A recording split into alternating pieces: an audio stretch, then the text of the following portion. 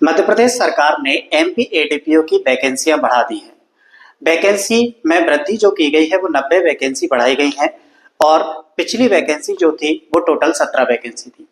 अब इस प्रकार टोटल वैकेंसियों की जो संख्या है वो 107 हो गई है।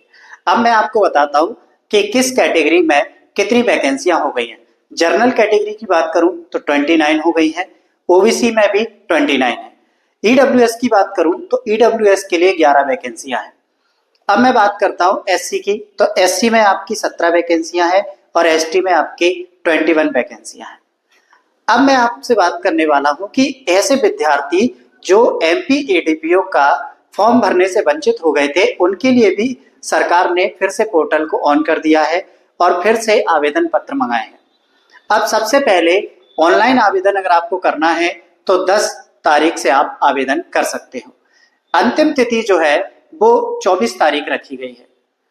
इसमें अगर आपको कोई त्रुटि सुधार करना है तो 26 तारीख तक आप त्रुटि में सुधार कर सकते हैं। अगर आपके आवेदन में किसी भी प्रकार की कोई गलती हो जाती है तब।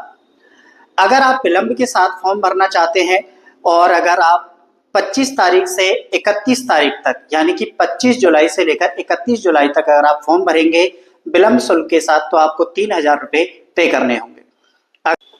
अगर आप विलंब के साथ फॉर्म भरना चाहते हैं यानी कि 25,000 रुपये के विलंब के साथ फॉर्म भरना चाहते हैं तो आप 1 अगस्त से फॉर्म भर सकते हैं और इसकी अंतिम तिथि है 23 सितंबर तक। 23 सितंबर तक आप अंतिम तिथि में फॉर्म डाल सकते हैं, लेकिन आपको विलंब शुल्क देना होगा 25,000 रुपये। अब मैं आपको एक और खुशखबरी देना चाह रहा हूं कि अगर कोई विद्यार्थी जिसने पहले ही फॉर्म सबमिट कर दिया था लेकिन उसके फॉर्म में कोई गलती हो गई थी, वह भी उस गलती को सुधार सकता है, ऐसा इस विज्ञापन में दिया गया है। और ये त्रुटि सुधार कब तक हो सकता है? आपका 26 जुलाई तक आप इसमें त्रुटि सुधार कर सकते हैं। तो ये वो जानकारी है जो आपके अभी आज ही जो नोटिफिकेशन आया है उसमें दी गई है।